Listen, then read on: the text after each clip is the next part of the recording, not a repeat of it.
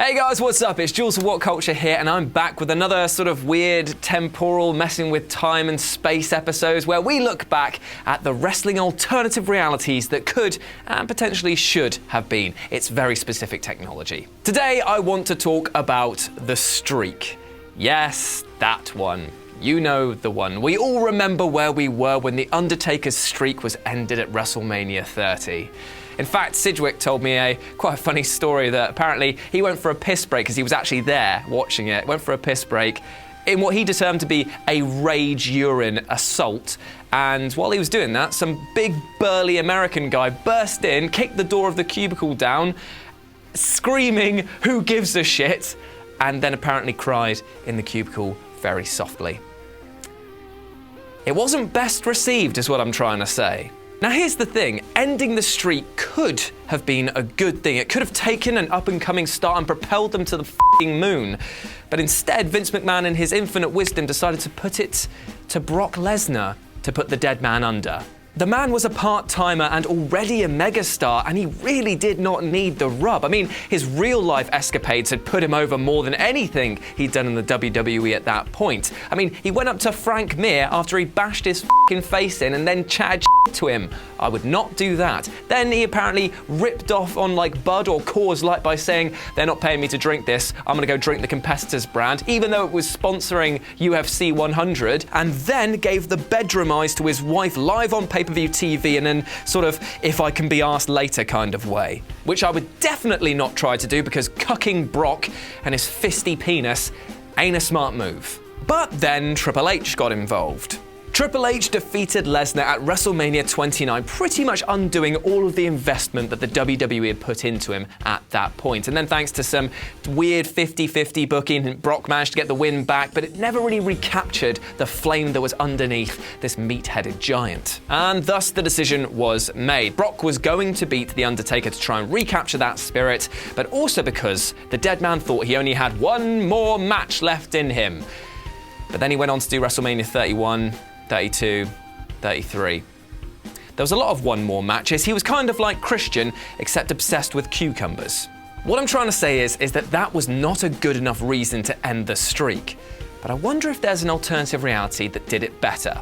Well, it's not as easy as you might first think, as in this alternative reality, which is entitled R-DAC-3D, they put over Mr. Kennedy. Now, if you remember, Mr. Kennedy was really over with the crowd with his Mr.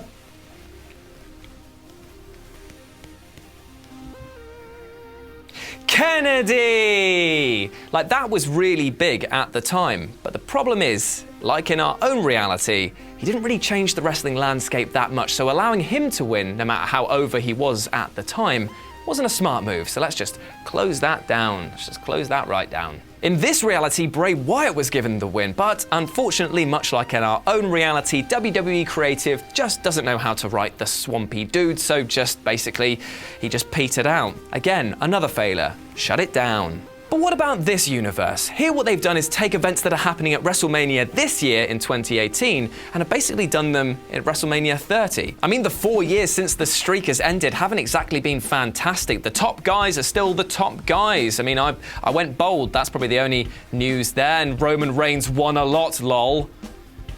So why don't we just cut out the middleman and visit this place? HE-EEL_DOG. In this timeline, at WrestleMania 30, The Undertaker defeats John Cena. It's a match that should have already happened, and at this point in both of their careers would have made for some really nail-biting moments. The idea that Cena might win is so probable, and no one wants the streak to go out like this, so the entire crowd throws their weight behind The Undertaker in a match that leaves everyone guessing. But still, The Undertaker walks out victorious. In the background, the disbanding of the Shield plays out pretty much the same, apart from hopefully we can avoid that whole Bray Wyatt holographic thing at Hell in a Cell.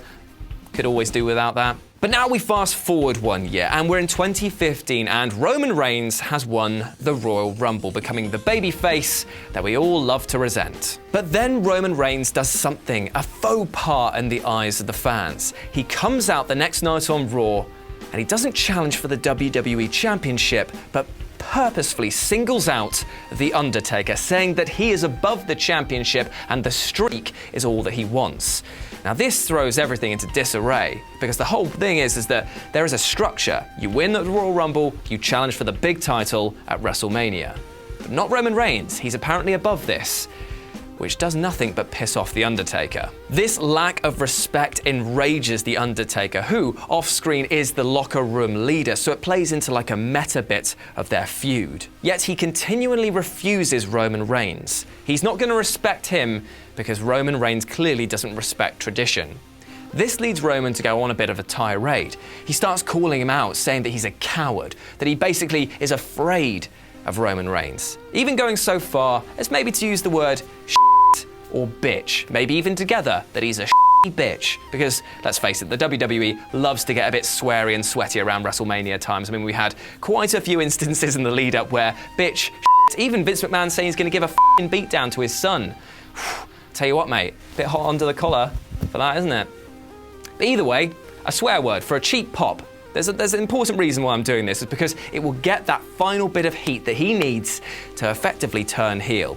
You don't swear at The Undertaker. That is a no-no. Along these 2 points leading into WrestleMania, loads of authority figures from behind the scenes come forward and tell Roman Reigns to stop pushing The Undertaker's buttons. For example, Arn Anderson comes out and pleads with Roman to do the right thing and just step away, which gets him a Superman punch to the face. People like William Regal, Michael Hayes, JBL, they all come back. They have legitimacy on and off screen to tell him to slow his roll a little bit, and all they get rewarded with is a punch to the chops and a little bit of hoorah! Roman Reigns continues with his campaign of disrespect. Hulk Hogan, 3 weeks removed from Mania, cuts an intense promo. To a major crowd pop, he unloads on Roman. Roman responds with a Superman punch, but escalates the assault. This finally brings out the dead man.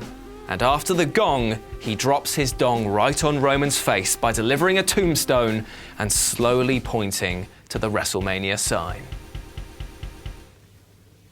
So here we are, we're at WrestleMania, the grandest stage of them all, Reigns versus The Undertaker. And in a back and forth that seems to go on for ages, Roman Reigns uses heel tactics, dastardly moves, to get the edge up on his opponent. He wins, he puts The Undertaker down, and then does the symbolic throat slit gesture, just to rub it in.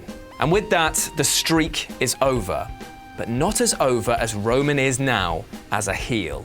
Now, there's every chance that by 2018, Roman has slipped back into a babyface, but he'll have hopefully earned the crowd's respect from a good dose of heel run. Just let it happen, Vince. There's already half the crowd baying for his blood, just let it happen.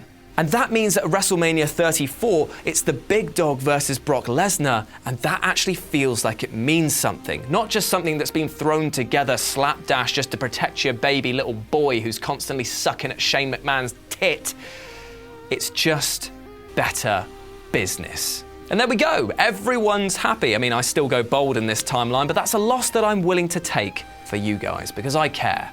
You're welcome. And that's how we think the streak should have ended. Let me know what you thought about it down in the comments section below, as well as any other weird timelines you'd like me to explore with this very expensive and very real technology. Then swing by whatculture.com for more news and articles like this every goddamn day. And as always, I've been Jules, this has been a great shirt, and I'll speak to you soon. It's not been a great shirt. Hey guys, thanks for watching the video. Don't forget to subscribe below, and if you're looking for more content like this, then try a few things that are floating about around my ears. Might be fun. I can't promise it though, but it might be.